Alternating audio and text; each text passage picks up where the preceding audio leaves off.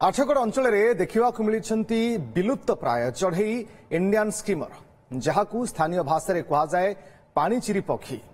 साधारण भाव में भारत पाकिस्तान म्यांमार रे देखा मिलती चढ़ई भारतर मध्यप्रदेश चंबल सहित ओडिशार महानदी अववाहिकार सातकोशिया मुंडली और खुंटुणी वनांचल में एमाने वंश विस्तार करेबेकू विलुप्त प्राय अवस्था पहुंचले खुंटुणी वनांचल में मोट 165 विरल इंडियन स्टीमर चढ़ई आसवा सहित एपर्यंत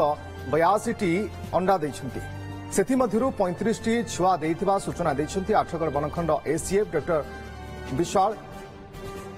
चिचिलिची और वन विभाग पक्षरु सेमानकर 24 घंटिया सुरक्षा व्यवस्था करा जाउथिबा बेले अंडा देइथिबा अंचल में साधारण लोकंक सहित मत्स्यजीवींकर चलप्रचल को मध्य निषेध करा जाइछि।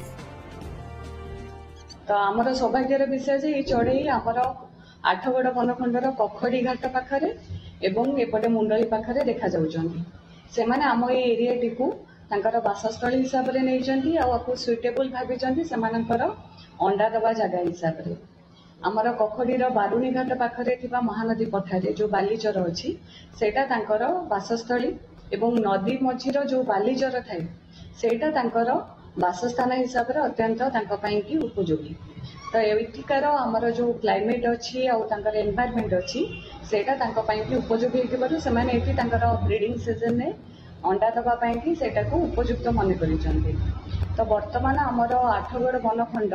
एही प्रजातिर सुरक्षा पई विशेष ध्यान देइछि। ए वर्ष आमर ए पर्यंत सेठी 165 चढ़ई अछंती जो माने 82 अंडा देइचंती एवं ता भितर एपर्यंत 35 छुआ फुटी सारले आ अंडा दबा प्रक्रिया एबे भी जारी रही। तो एमाने मार्च मासर द्वितीय सप्ताह नहीं अंडा दबा आरंभ करिथांती जून मास शेष सुधा एमाने निजर छुआ नहीं एठारु उड़ी जाइथांती।